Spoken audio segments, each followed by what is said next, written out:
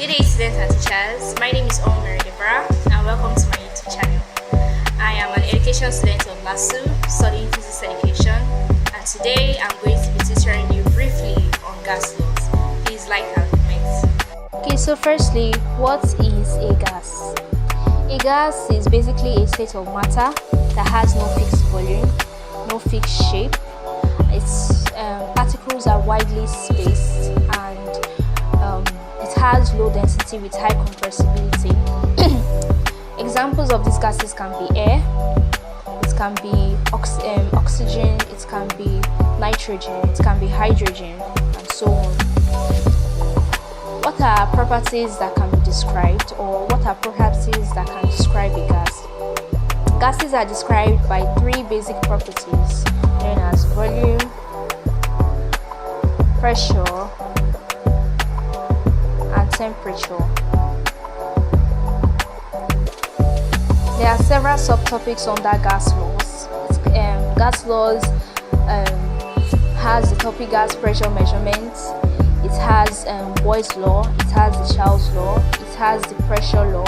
It has the general gas law, and so on. But today I'll be basically teaching us on Boyle's law, Charles law, pressure law, and the general gas laws. Okay, so first we're going to start with the Boyle's law.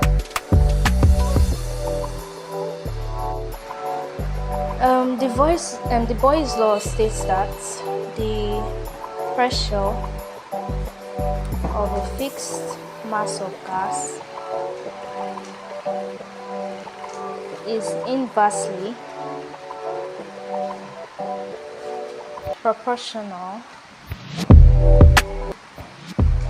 to the volume, only provided that the temperature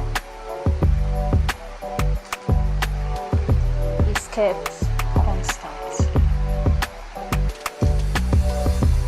Okay, so more clearly now, the Boyle's law states that the pressure of a fixed mass of gas is inversely proportional to the volume, only provided that the absolute temperature of that gas is kept constant. Mathematically, it's represented that the pressure P is inversely proportional to the volume.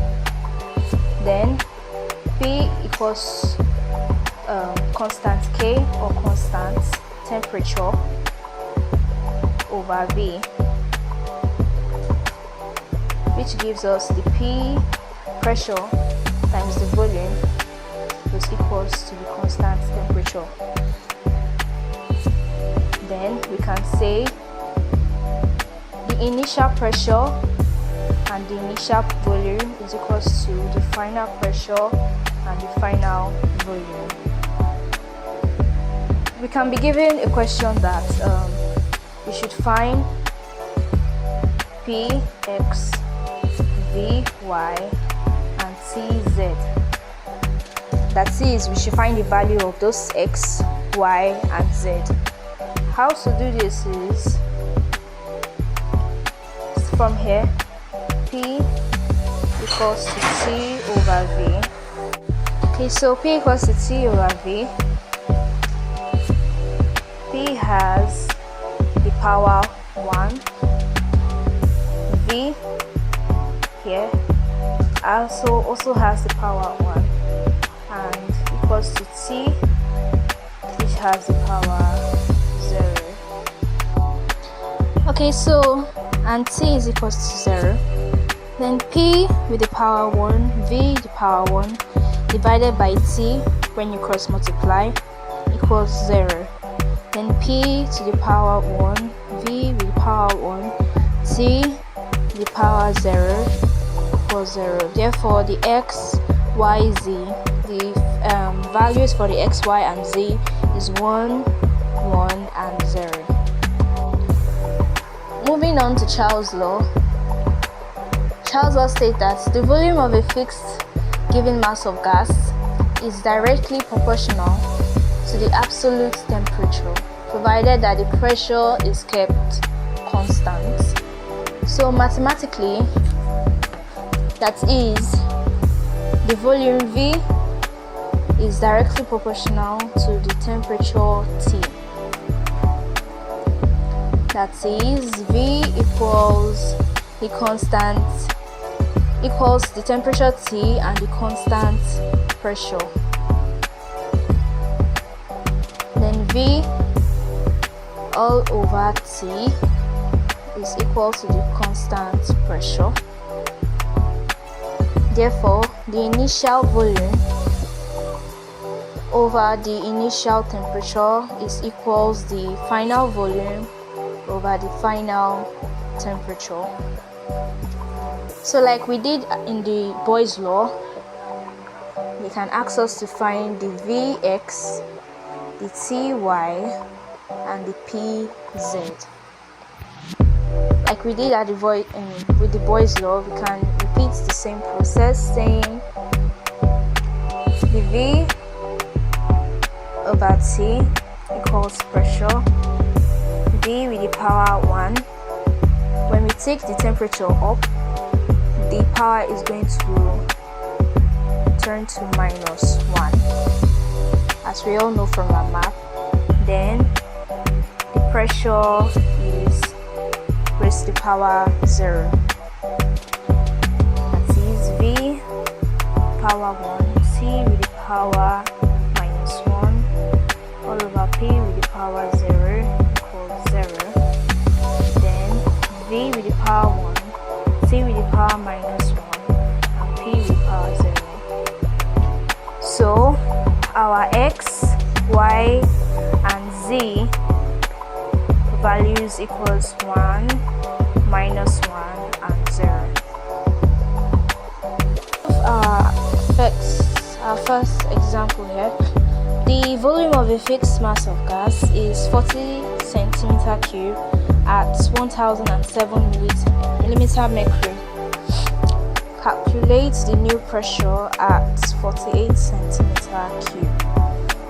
So our formula for Boyle's law is PV equals T, that is initial pressure, initial volume, final pressure, final volume.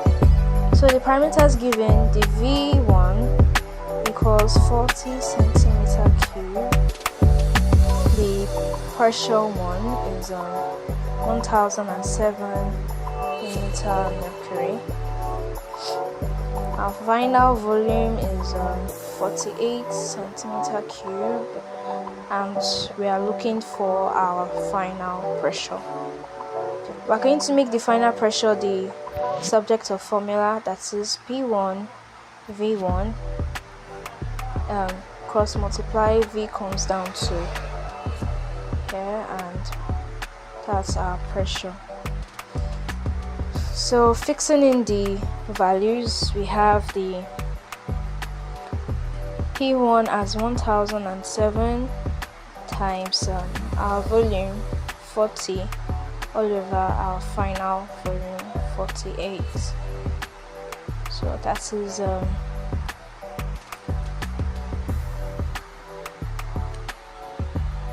we see the 1007 multiply 40, 1007 multiply 40 equals, that's 40,280 divided by our 48 equals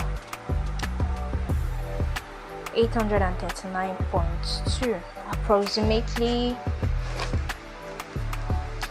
839.2 millimeter mercury. Okay, so Moving on to our Charles law.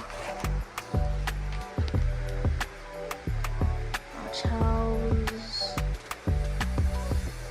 law.